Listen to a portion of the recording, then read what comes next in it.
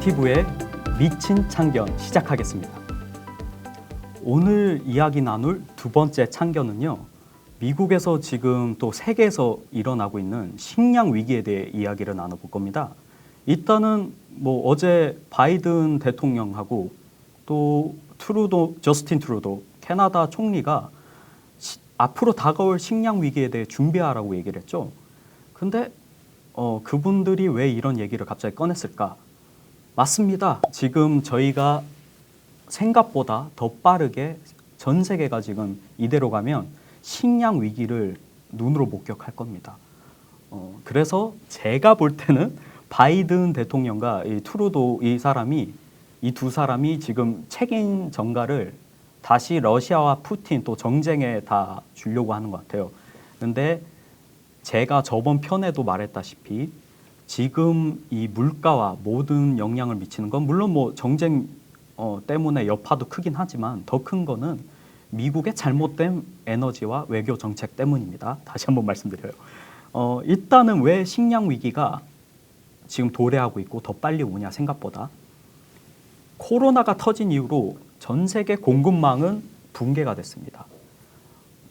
지금 회복을 나름 하고 있지만 회복이 많이 더디죠.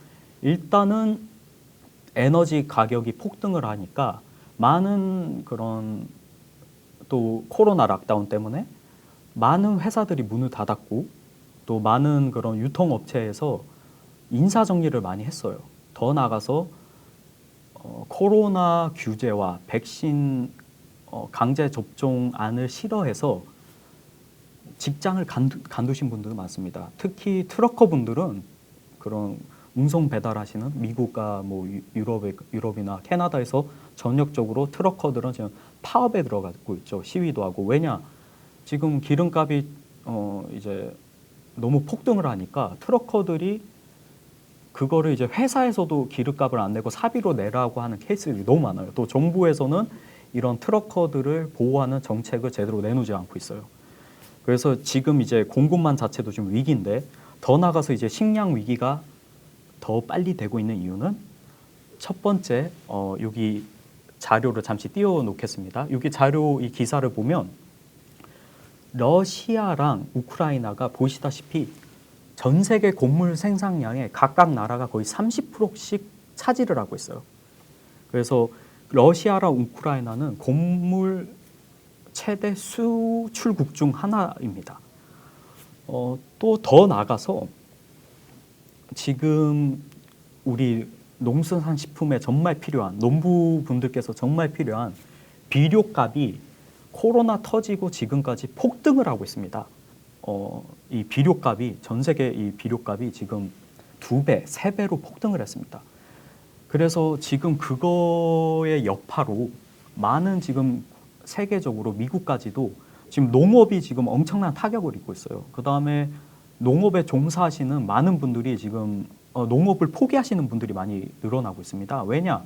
농업도 에너지와 비료, 다양한 이 위기 속에서 에너지 위기, 또 식량 위기 속에서 타격을 받고 있어요. 농업 시장이. 그래서 특히 농업 하시는 분들은 일단 벼를 키우고 그 벼든 뭐든 간에 그거를 이제 거대한 수확통에 집어넣잖아요. 그거를 이제 말려야 되거든요. 근데 그걸 말릴 때도 프로판이 필요해요. 그게 이제 LPG든 천연 가스 원소 중 하나죠. 근데 지금 천연 가스 또한도 너무나 가격이 폭등했기 때문에 지금 벼를 수확하고 벼를 말리고 다량으로 이제 그런 곡물을 생산하기에도 이제 세계 각지에 있는 농업에 종사하시는 농부분들께서 이제 이거를 포기하는 단계까지 벌써 오고 있습니다. 특히 그 단계가 더 빨리 오는 거는 아프리카, 중동이죠. 일단 아프리카와 중동은 곡물의 대다수를 우크라이나와 러시아로부터 수입을 합니다. 근데 지금 이 정쟁 때문에 우크라이나는 일단은 곡물 자체를 해외 수입하는 걸 전면 중지했고요. 수출하는 거를. 그 다음에 러시아 같은 경우에도 수출량을 대거 줄였습니다. 곡물 수출량을 정쟁 터진 이후로 더 나아가서 러시아 같은 경우에는 세계의 비료 시장의 40%를 장악하고 있죠. 그래서 다양한 종류의 비료가 있죠. 뭐 질소 비료에서부터 뭐 다양한 원소 그 성분의 비료들이 있는데 그거를 다 러시아에서 만들고 있죠. 근데 그 비료 값도 지금 한 30%에서 43% 정도 폭등한 걸로 볼 수 있습니다. 여기 보시면 얼마나 폭등했는지 지금 볼 수 있습니다. 그러니까 이 여파로 예를 들면 이제 레바논에서는 벌써 나라 자체에서 엄청난 식량 위기를 겪고 있습니다. 레바논 같은 경우에는 국민의 80%가 정부가 주는 무상 식품으로 먹고 살아요. 그런데 일단은 레바논 같은 경우에도 지금 대다수 식품의 대다수를 러시아와 우크라이나로부터 수입을 해오기 때문에 지금 80% 되는 레바논 국민들이 지금 굶고 있고 이거를 통해서 지금 civil unrest 이 단어 civil unrest 이 단어는 사회 요소와 불만이 지금 레바논에서 지금 일어날 확률이 높습니다. 근데 레바논뿐만 아닙니다. 일단은 아프리카와 중동 대다수 국가, 이집트까지도 지금 터키까지도 많은 나라들이 지금 이번 정쟁과 또 계속되는 에너지 위기와 물가 상승 때문에 많은 지금 국가들이 사회적 불만과 폭등이 시민들로부터 터질까봐 지금 노심초사하고 있습니다. 그래서 근데 과연 이게 더 나아질까? 이 식량 위기가.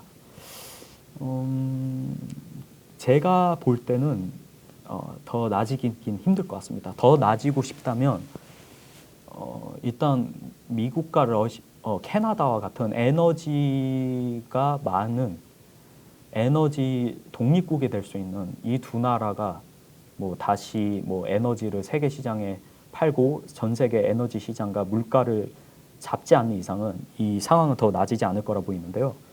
다음 자료는 미국의 현재 최근의 식품 물가 상승률입니다. 보시다시피 이제 8% 이상 정도 되죠. 근데 이 데이터는 우크라이나, 러시아 정쟁 이전의 데이터입니다. 근데 이미 이때 8% 이상이었어요. 그러니까 지금은 아마 정쟁 터지고 나서 지금 10% 이상은 무조건 올랐다고 보시면 됩니다.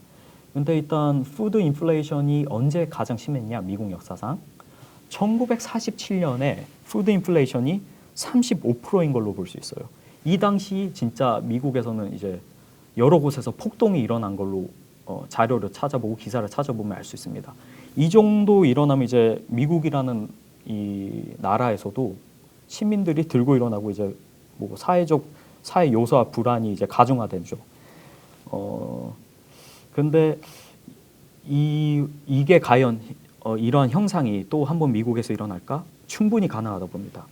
자, APA, American Psychological Association, 미국 심리학회에서 최근에 설문조사를 했습니다. 그런데 그 설문조사에서 설문조사에 응답한 설문조사에 그 참석하신 분들 대다수가 87%나 되는 사람들이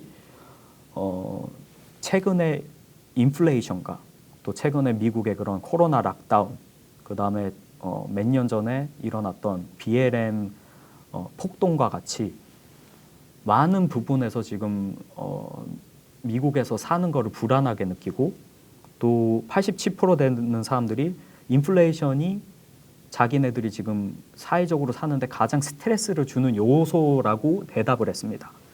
그래서 지금 이 상황 속에서 지금 음식 식량 위기가 다가온다. 또 터지고 이게 현실화가 되면 제가 볼 때는 제2의 그런 사회적 그런 거대한 미국 내부에서도 그런 시빌 언레스트가 한 번 더 일어날 거라고 봅니다. 폭동이든. 그래서 이런 일을 막기 위해 정부가 뭘 제시를 하냐. 지금 바이든 정권뿐만 아니라 전 세계 거의 모든 정권이 이거를 지금 제시안을 하고 있는데 두 가지예요. 대다수가. 하나는 이제 그런 국민들의 불만 요소를 잠재우기 위해 그냥 돈을 더 주는 거예요. 정부에서. 돈을 줘서 한마디로 표도 사는 거고 정치 시즌에 맞춰서 또 한편으로는 국민들의 불만을 뭐 이런 사회적 프로그램으로 해서 뭐 지원금, 그다음에 뭐 공짜로 무상으로 돈을 주는 프로그램으로 해서 이제 이 인플레이션이든 그다음에 이제 앞으로 다가오는 이런 문제에 있어서 그냥 돈으로 잠재우겠다는 거예요. 또 시장에 양적 완화를 계속해서 돈을 풀면 인플레이션이든 뭐 푸드 인플레이션이든 뭐든 간에 막을 수 있다, 잠재울 수 있다 이렇게 생각하는 거죠. 근데 이런 통화 정책, 양적 완화, 케인스 학파식 정책은 도리어 이미 종양이 커졌어요. 사람으로 따지면 이 종양이 나서 이제 암이 되기 직전인데 그거를 그냥 대충 그냥 후시딘이나 약 발라서 그냥 된다고 생각하는 거예요. 그러니까 이거를 계속 암덩어리를 키우는 거죠.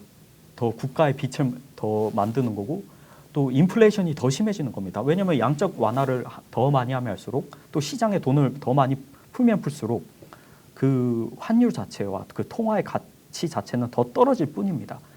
그래서 이게 첫 번째 정부의 제시안이고 이 문제를 타파하겠다는, 두 번째 제시안은 가격을 정부에서 개입해서 조율하겠다는 거예요.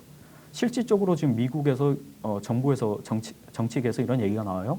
석유 값이 앞으로 더 오르면 미국 정부에서 그 가격을 개입해서 측정을 하자고. 그래서 그 미국에서 이제 가격 조정을 해야 된다. 정부에서. 그 1970년도 때 정부에서 그때 오일 위기였죠.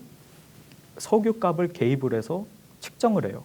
그런데 문제는 끊임없이 자동차들이 주유소 앞에 서 있는 걸 볼 수 있습니다.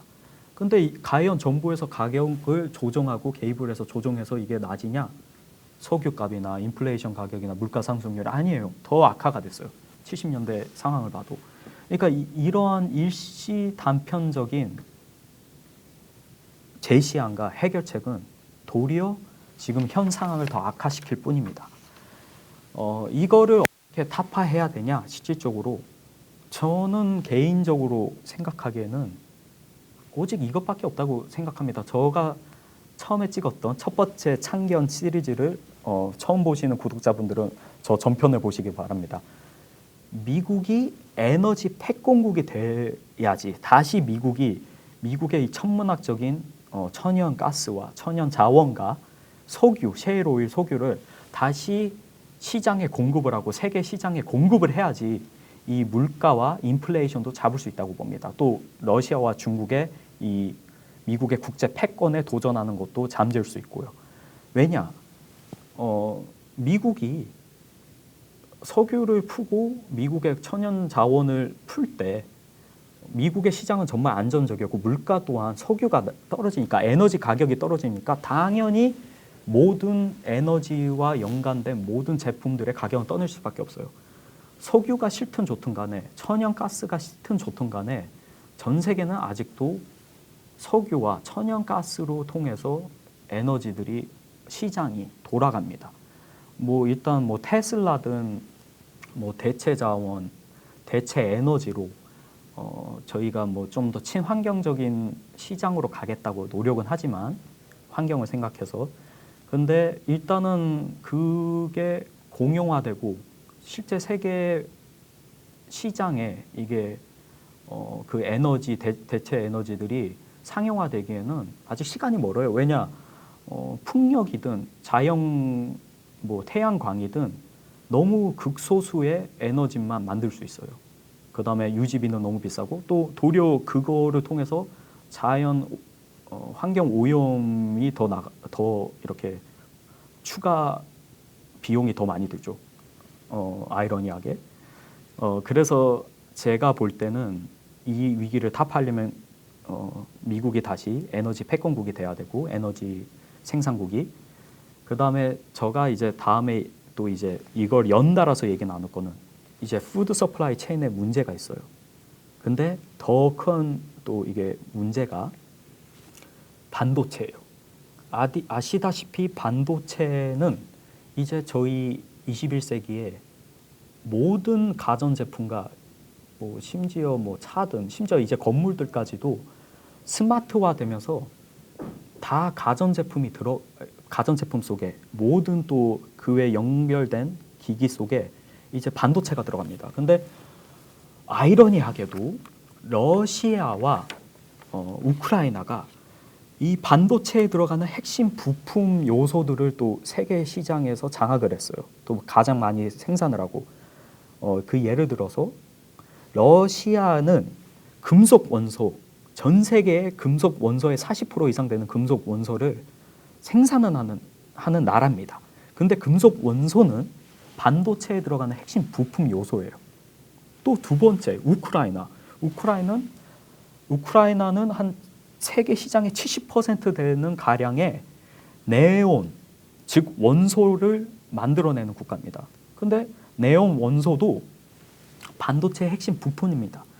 그래서 이러한 핵심 부품들이 반도체에 들어간 핵심 부품들이 지금 끊겼어요. 근데 어차피 지금 코로나 터지면서 반도체 시장이든 뭐 이런 가전제품 공급망이 다 지금 많이 붕괴가 되고 많이 데미지를 입은 상황이에요.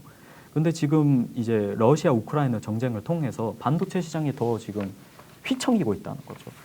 이런 상황 속에서 보시다시피 우크라이나, 러시아, 또 반도체 최대 생산국인 대만, 대한민국, 그다음에 그 반도체 회사의 특허권을 가져 있는 기술의 특허권을 가져 있는 미국까지 다 저희는 이미 국제화 시대 속에 시장 시대 속에 다 연결이 됐습니다.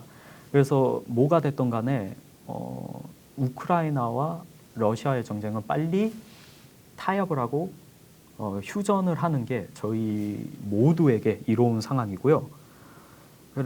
그래서 이번에 이 위기 속에서 저희가 많은 레슨과 교육을 받죠. 하나는 이제 영화와 같은 일들이 일어날 수 있다. 우리가 우려하는 일들이 일어날 수 있는데 그 일들 같은 경우에는 저희가 미리 이제 대비를 해야 됩니다. 설마 일어나겠어? 근데 이미 식량 위기는 제가 말씀드렸다시피 이미 가시화되고 있고 이대로 전쟁이 뭐 계속되고 러시아와 우크라이나에 심지어 러시아 우크라이나 전쟁이 계속 되지 않아도 이미 저희는 식량 위기에 들어섰다고 보면 됩니다. 근데 이거를 정부에서 제안하는 대책 방향들이 뭐 실효성이 없어요. 도리어 더 악화시키지. 그래서 각자 도생하는 길밖에 없습니다. 그래서 우리 코메리칸 구독자 여러분들은 원체 똑똑하고 뭐 사회적 참견을 잘하시니까 지혜롭게 제가 부족하지만 저 나름의 제안을 한다면 일단은 앞으로 다가올 식량 위기를 대비하시는 게 어떨까? 그게 뭐냐? 장기 보관 가능한 식품을 미리 준비하시고 또 가능하시면 뭐 그런 파밍을 할 수 있으면 뭐 그 뒤에 텃밭 같이 해서 그냥 유기농 식품이든 뭐든 간에 좀 키우시고 관리하시기 힘드시겠지만 또 더 나아가서는 미국 연준과 세계 중앙은행들이 계속 이제 돈을 찍어내요. 참 이게 한없이 찍어내요. 어떻게 이렇게 찍어낼 수 있나 놀랄 정도로. 근데 돈을 찍어내면 찍어낼수록 인플레이션은 더 심해질 거고 화폐의 가치, 달러의 가치는 더 떨어질 거예요. 그러면 안전 자산이 필요합니다. 근데 옛날에 왜 수천 년 전에 그런 제국들, 왕들이 왜 이렇게 금을 좋아했을까 했는데 세상은 변하지 않았더라고요. 실제 자본과 안전 자산은 금과 은입니다. 그래서 여러분들께서도 가능하시면 안전자산 같은 금과 은을 좀 준비하시는 게 좋을 것 같습니다. 뭐 오늘 두 번째 참견도 이렇게 끝까지 들어주시고 이렇게 또 응원해 주셔서 감사합니다. 첫 방송이 너무 반응이 좋아서 두 번째 이 오늘 방송도 좀 이렇게 이쁘게 봐주시기 바랍니다. 이 헨리 키신저의 어록을 하나 인용할게요. 키신저 저도 별로 안 좋아합니다. 안 좋아하시는 분들 많은데 근데 이분이 한 말을 좀 새겨드려야 될 것 같아요. 키신저가 이런 말을 했습니다. 음식 공급망을 장악을 한다면 사람들을 통제할 수 있고 에너지 시장을 장악한다면 대륙들을 통제할 수 있고 금권을 장악한다면 세계를 장악할 수 있다. 이런 말을 했죠. 그래서 지금 이 우크라이나 러시아의 전쟁도 제가 볼 때는 세계 패권을 두고 하는 세계 열강국들의 싸움일 거라고 저는 봅니다. 또 저희가 모르는 또 이거를 통해서 또 이득 볼 분들도 많고 그렇기 때문에 코메리칸 시청자분 여러분들이 더욱더 현명하고 똑똑하게 이 앞으로 다가올 위기 속에서 대비를 하시면 좋을 것 같습니다.